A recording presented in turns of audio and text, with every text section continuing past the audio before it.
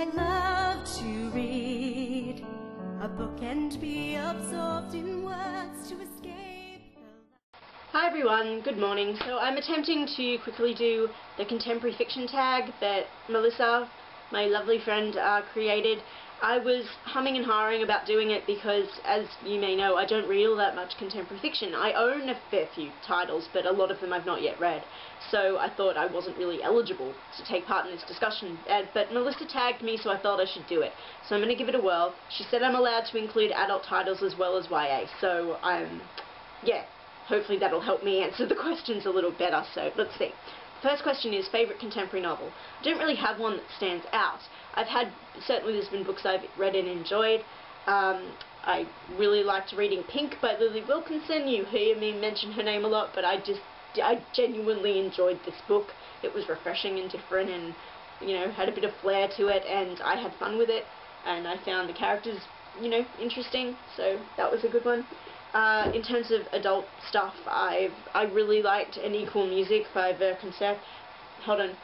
Vikram Seth. I always pronounce his name wrong, but I really enjoyed this book as a contemporary adult romance. I liked it a lot.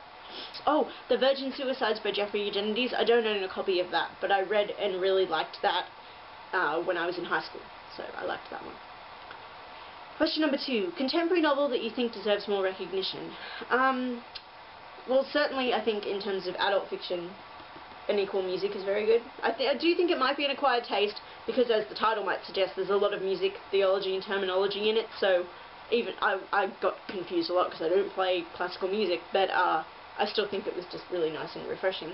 I'd love for more international readers to pick up John Marsden's contemporary young adult titles from the 90s, so stuff like Checkers and Letters from the Inside.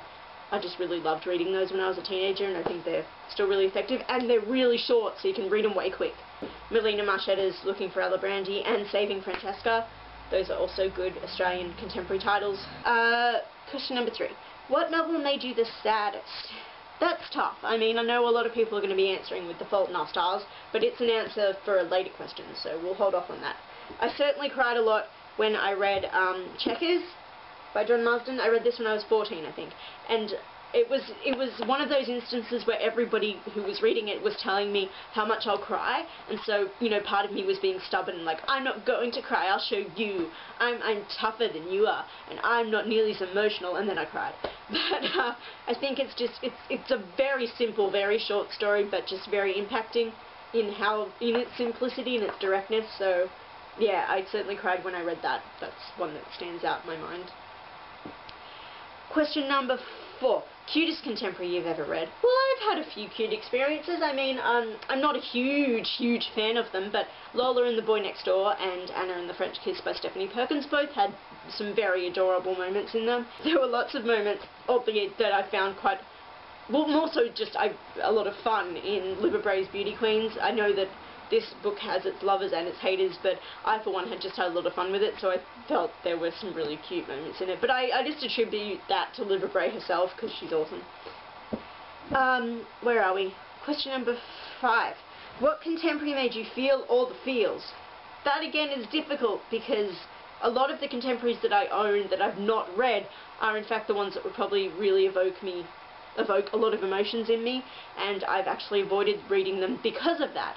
Because I suffer from depression, I don't often want to enter into a book knowing that it's going to make me feel really sad, so I try and avoid them. Unless I can get myself in the exact right frame of mind to attack it and approach that kind of content, I'll try and avoid it. So I've got books like Hold Still by Nina LaCour or 13 Reasons Why by Jay Asher, books that deal with things like bullying and suicide, that sort of stuff, that I acknowledge fully are topics that should be addressed, certainly in fiction, but I just have to be wary of when I read them.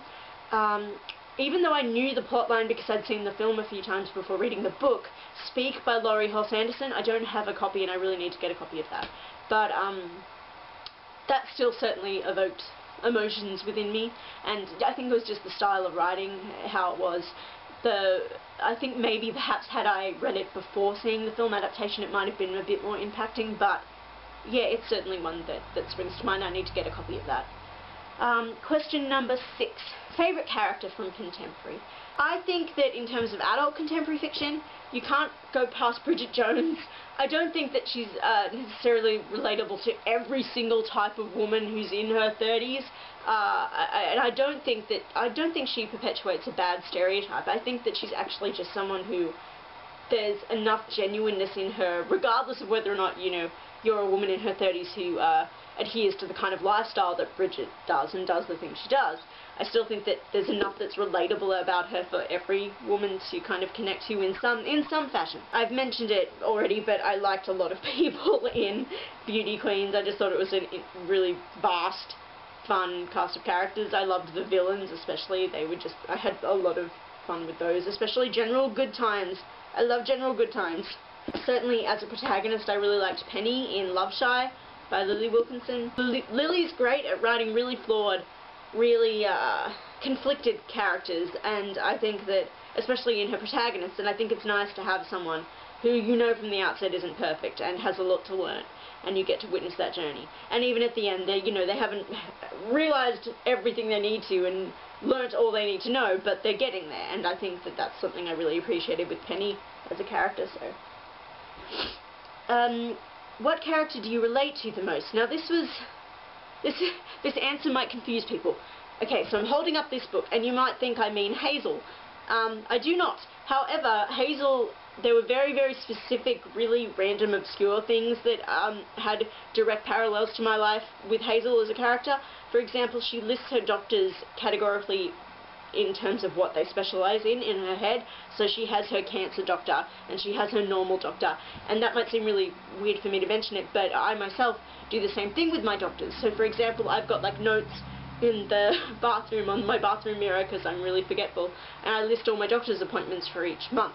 And I've got them listed as like my stomach doctor, or my muscle doctor, or my normal doctor, which is what I call him, that's just my GP, or my magic doctor, who's my specialist. And so that was just something tiny, and when I read it I'm like, oh, you're just like me, Hazel, I do that too.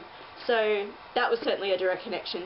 And there were other moments where she was reflecting on her illness and how it affects her family and friends that certainly rang true for me as well. But I actually connected very strongly to Hazel's mum. I mentioned this in my video review, that Hazel's mum, not for me personally, but she reminded me so much of my own mother and what she's gone through just with my illnesses. So Hazel's mum really stood out, and that was the automatic answer I wanted to give for this. So I'm sticking with it. Hazel's mummy. What contemporary novel surprised you the most? Actually, when I read Jennifer E. Smith's The Statistical Probability of Love at First Sight, I thought I'd actually really hate it, because just as the title suggests, it's sort of indicative of insta-love, and I still count it as insta-love, but it is over a 24-hour period. That's pretty damn quick, if you ask me. So I was surprised by the fact that I still didn't hate it, and I couldn't even hate the characters, and I thought their relationship was sweet. I don't think that it was justified in calling it love after a day of knowing one another, but I still thought it was nice. And I really liked the fact that it didn't suffer from disappearing parent syndrome. So the fact that Hadley was going over to London to attend her dad's wedding, and this was a difficult thing for her because her dad was getting remarried to someone else, so I liked that that was actually addressed, and there was actually time spent on that towards the end of the book, which really rang true for me in terms of my relationships with my parents, and I just appreciated the fact that that wasn't forgotten in lieu of just focusing on the romantic central plot line. So I really appreciated that. So that was a nice, pleasant surprise. Why do you enjoy the contemporary fiction genre?